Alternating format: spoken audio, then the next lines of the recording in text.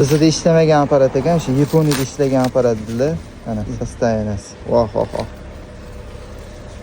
Ideal. Ko'ynimgidek. Bu yog'iga so'm, bu yog'iga qog'oz. Shunaqa kelishganmiz. $80 endi bu. Ha, $80. Nech puldan hisobladingiz?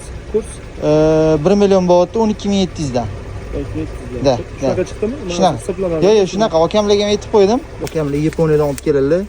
Mana shuni hozir bitta ochib, bitta ko'rib tekshirib olaman, keyin shu bilan akamni jo'natib yuboramiz. Juda ko'nglimga. Buni topish uchun mana bunaqa joyi qirilib ketgan joyi ko'pchilikda bo'ladi ana. Bizda ishlamagan apparat Yaponiyada bitta mashinaga qo'yilgan ekan. Baraka topsinlar. Zo'r gap yo'q. Mayli, baraka toping. Mana mikrofonlari.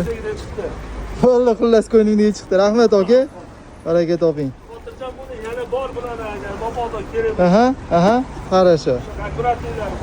Bo'ldi, xudo xolasa. Akam o'zlari Yaponiyadalar, buni egasi Yaponiyada hozir. Bu dastavshik akam o'zlari yetkazib, hamma mijozlarga yetkazib berar ekanlar.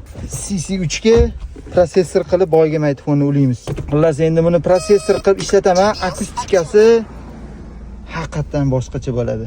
Uning akustikasini Bobur akam o'zi Boplilla, Sergelidagi Bobur aka degan maytfonchi aka bor. O'shalar Boplilla bunaqa ish.